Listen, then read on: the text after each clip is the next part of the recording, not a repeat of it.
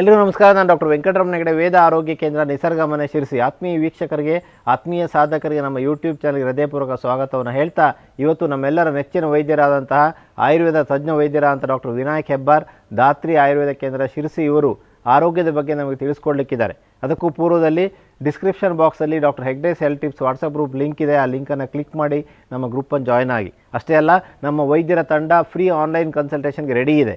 Free online ಕನ್ಸಲ್ಟೇಷನ್ಗೋಸ್ಕರ ಕೆಳಗಡೆ ಬರ್ತಾ ಇರುವಂಥ ನಂಬರಿಗೆ ತಾವು ಕರೆ ಮಾಡಿದರೆ ಒಂದು ವಾರದಲ್ಲಿ ನಮ್ಮ ವೈದ್ಯರು ತಮಗೆ ಕರೆ ಮಾಡ್ತಾರೆ. ತಮ್ಮ ವೈಯಕ್ತಿಕ ಸಮಸ್ಯೆಗಳನ್ನು ಚರ್ಚೆ ಮಾಡಿ ಔಷಧಿಗಳನ್ನ ಮನೆಗೆ ತರಿಸ್ಕೊಳ್ಳಿಕ್ಕೆ ಸಾಧ್ಯ ಆಗುತ್ತೆ ಅನ್ನುವಂಥ ಮಾತನ್ನು ಹೇಳ್ತಾ ಈ ಒಂದು ವಿಡಿಯೋವನ್ನು ಬೇರೆಯವರೊಂದಿಗೆ ಶೇರ್ ಮಾಡ್ಕೊಳ್ಳಿ.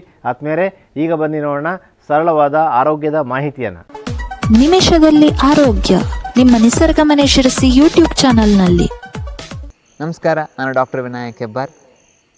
ಆಯುರ್ವೇದ ದಿನಚರ್ಯದಲ್ಲಿ ಜಿಹ್ವಾ ನಿರ್ಲೇಖನ ಅಂತ ಒಂದು ವಿಷಯವನ್ನು ಹೇಳ್ತಾರೆ. ಜಿಹ್ವಾ ನಿರ್ಲೇಖನ ಅಂದರೆ ಟಂಗ್ ಕ್ಲೀನಿಂಗ್ ಮಾಡ್ಕೊಳ್ಳೋದ್ರಿಂದ ಬಾಯಿಯ ರುಚಿ ಚೆನ್ನಾಗಿರುತ್ತೆ. ಯಾವುದು ರುಚಿ ಇಲ್ಲ ಅಂತ ಬೈಯೋ ಕೆಲಸ ಇರೋದಿಲ್ಲ ಅಡುಗೆ ಮಾಡೋದವರಿಗೆ. ಯಾಕೆಂದರೆ ಟೇಸ್ಟ್ ಬಡ್ಸೇ ನೀವೆಲ್ಲ ಅವು ಚುರುಕಾಗಿರ್ತವೆ. ಚಿಕ್ಕ ಪುಟ್ಟ ಮಿಸ್ಟೇಕ್ಸ್ ಇದ್ರೂ ನಡೀತದೆ, ಅಥವಾ ಸ್ವಲ್ಪ ರುಚಿ ಕಡಿಮೆ ಇದ್ದರೂ ಕೂಡ ನಮ್ಮ ನಾಲಿಗೆ ಅದನ್ನು ಖುಷಿಯಿಂದ ಸ್ವೀಕರಿಸುತ್ತೆ. ಒಂದು ವಿಶೇಷವಾಗಿ ನಮಗೆ ಪ್ರಯೋಜನ ಆಗುವಂಥದ್ದು. ಇನ್ನೊಂದೇನು ಅಂತಂದರೆ ಬಾಯಿ ವಾಸನೆ. ಎಷ್ಟೋ ಜನರಿಗೆ ಬಾಯಿ ವಾಸನೆ ದೊಡ್ಡ ಸಮಸ್ಯೆ ತುಂಬ ಇರುತ್ತೆ.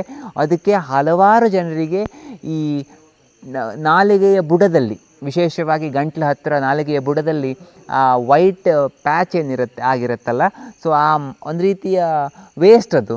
ಸೊ ಅದರಿಂದಾಗಿ ಬಾಯಿ ವಾಸನೆ ಕೆಟ್ಟದಾಗಿ ಬರ್ತಾ ಇರುತ್ತೆ. ಹಾಗಾಗಿ ಆ ಬಾಯಿ ವಾಸನೆ ಕಡಿಮೆ ಆಗಲಿಕ್ಕೆ ಕೂಡ ಇದು ತುಂಬ ಅನುಕೂಲ ಆಗುತ್ತೆ.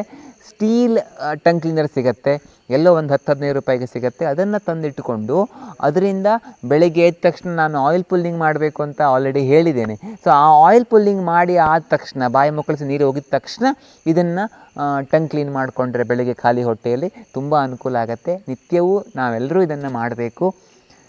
ಇದು ಆಯುರ್ವೇದ ದಿನಚರ್ಯದಲ್ಲಿ ಹೇಳಿರುವಂಥದ್ದು, ಹಾಗಾಗಿ ನಿತ್ಯ ಮಾಡಬೇಕಾಗಿರುವಂಥದ್ದು. ಮುಂದಿನ ವಿಡಿಯೋದಲ್ಲಿ ಇನ್ನೊಂದು ವಿಷಯ ತೆಗೆ ಸಿಗ್ತೇನೆ. ಧನ್ಯವಾದ.